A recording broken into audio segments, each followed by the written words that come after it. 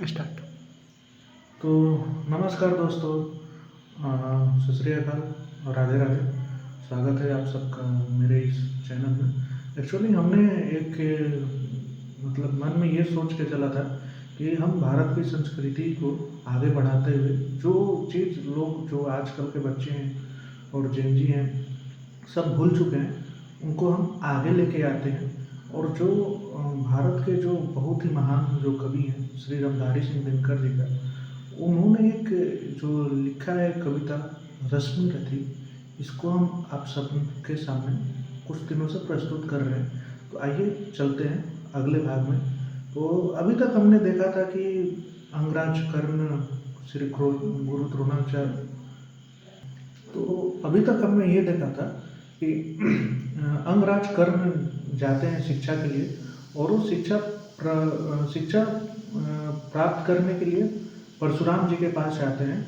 और एक ऐसा दिन आता है जो शायद उन्होंने भी नहीं सोचा होगा कि ये शिक्षा प्राप्त करते करते उन्हें श्री परशुराम जी से एक अभिशाप मिलने वाला है, जो इनके जीवन में बहुत सारे परेशानियों का सबब बनने वाला था।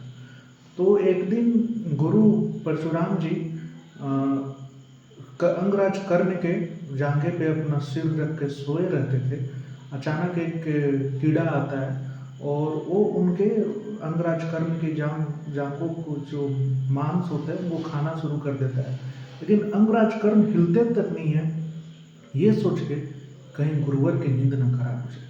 लेकिन उन्हें क्या पता था कि गुरुवर का नींद खुलते ही उन्हें जिंदगी का एक बहुत बड़ा अभिशाप मिलेगा। तो देखते हैं जीवन की जननी क्या होता है, जीवन ऐसे ही चलती है। आइए।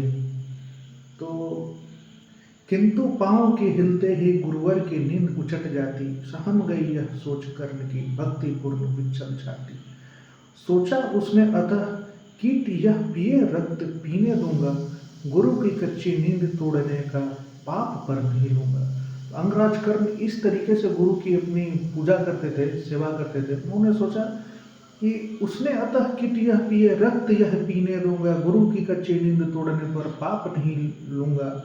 बैठा रहा अचल आसन से कर्ण बहुत मन को मारे, आह निकाले बिना सिलासी सहनशीलता को धारे। किंतु लहू के गर्म धार जो सहसा आन लगी तन में, परशुराम जग पड़े रक्त को देखे विस्मत हुए मन में। कर्ण झपट कर उठा इंगितु में, गुरु से आज्ञा लेकर बाहर किया कीट को उसने छत में से उंगली देकर। परशुराम बोले शिव शिव तूने यह की मूर्खता बड़ी। जैसे ही गर्म जो लहू आता है, जो गुरु परशुराम जी के कर्ण को स्पर्श करके निकलता है, तो परशुराम जी को उठते हैं अचानक। जब देखते हैं अंगराज कर्ण के घावों को, घाव बड़ा गंभीर था। उन्होंने उसी समय ये सोच लिया था ये कोई क्षत्रिय ही हो सकता है। इतना सहनशीलता किसी ब्राह्मण में नहीं है। उन्होंने ये सोचा ये तो बहुत मूर्खता की। उन्होंने उठते ही उन्हें क्रोध आ गया। परशुराम बोले शिव शिव तूने यह की मूर्खता बड़ी, सहता रहा अचल जाने कब से ऐसी वेदना कड़ी। तनिक लगाकर कहा करने नहीं अधिक पीड़ा मुझको, महाराज क्या कर सकता है यह छोटा सा कीड़ा मुझको। मैंने सोचा हिला डुला तो वृथा आप जग जाएंगे, क्षण भर को विश्राम मिला तो नाहक उसे गंवाएंगे। निश्चल बैठा रहा सोच यह कीट स्वयं उड़ जाएगा, छोटा सा यह जव मुझे कितना पीड़ा पहुंचाएगा। पर यह तो भीतर दंस्ती की गई, मुझे ये हैरान किया। लज्जित हुई इसलिए कि सब कुछ स्वयं आपने देख लिया। परशुराम गंभीर हो गए सोच न जाने क्या मन में। अब यहाँ से परशुराम जी सोचना शुरू करते हैं ये कोई क्षत्रिय ही है। परशुराम गंभीर हो गए सोच न जाने क्या मन में, फिर सहसा क्रोध अग्नि भयानक भभक उठी उनके तन में। अचानक वो गुस्सा करते हैं, पूरा उनके अंदर अग्नि प्रज्वलित होने लगती है। बोलते हैं दांत पीस आंख तरेर कर बोले कौन छली है तू, ब्राह्मण है या किसी अभिजन का पुत्र बलि है तू। यहाँ पे जो है अंगराज कर्ण की ये दुख को, इतना बड़ा दुख देखते हुए उन्होंने देखा कि अंगराज कर्ण को थोड़ा सा व्यथा दुख हुआ ही नहीं है। मुझे लगता है ये बिल्कुल ही क्षत्रिय नहीं, ये बिल्कुल ही क्षत्रिय है। क्षत्रिय के अलावा ये इतना दुख कोई सहन नहीं कर सकता। फिर वो बोलते हैं सहनशीलता को अपनाकर ब्राह्मण कभी न जीता है, किसी लक्ष्य के लिए अपमान हलाहल पीता है। सह सकता जो कठिन वेदना, पी सकता अपमान वही, बुद्धि चलाती जिसे तेज का, कर सकता बलिदान वही। तेज पुरुष ब्राह्मण तिल तिल कर जलई, नहीं यह हो सकता, किसी दिशा में भी स्वभाव अपना वह कैसे खो सकता। कसक भोगता हुआ विप्र निश्चल कैसे रह सकता है, इस प्रकार की चुभन वेदना क्षत्रिय ही सह सकता है। तू अवश्य क्षत्रिय है पापी, बता न तो फल पाएगा, परशुराम के कठिन शाप से अभी भस्म हो जाएगा। क्षमा क्षमा हे देव दया में, गिरा कर्ण गुरु के पद पर, मुख विवर्ण हो गया, अंग कांपने लगा भय से थरथर। यहाँ तो अंगराज कर्ण को भी नहीं पता था कि वो क्षत्रिय हैं या सूत हैं या ब्राह्मण हैं। उन्होंने लेकिन ये छल किया था कि उन्होंने ये बताया नहीं था गुरु परशुराम को मैं सूत पुत्र हूँ। उन्होंने बताया था कि मैं ब्राह्मण हूँ।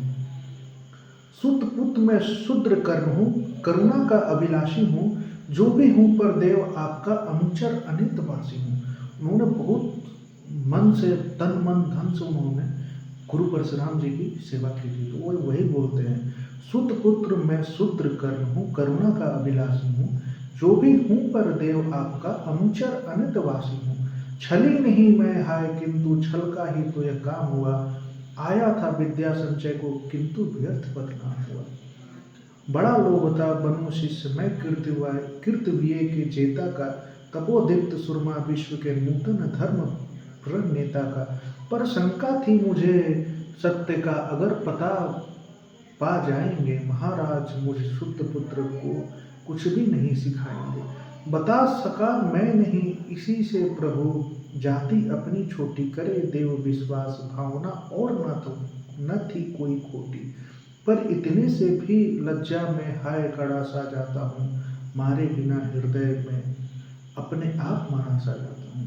देखिए कर्ण के जीवन में कितनी दुख थी। वो इंसान जो क्षत्रिय में जन्म लेता है, सुत पुत्र बन के पूरे जीवन को जीता है, इतना अपमान का जो बीज है वो खटक खटक कर पीता है, फिर भी उसने अंगराज कर्ण से हमें सीखने के लिए बहुत कुछ मिलता है। इतना अपमान सह सह के भी उसने शिक्षा को प्राप्त किया, लेकिन क्या उसे पता था कि एक दिन वही शिक्षा उसे अभिशाप का कारण बन जाएगा। तो राधे राधे, आज का वीडियो यही समाप्त करते हैं। फिर से मिलेंगे, देखते हैं आगे अंगराज कर्ण के साथ क्या हुआ, उन्होंने कैसे अपने जीवन को आगे प्रस्तुत किया है। राधे राधे।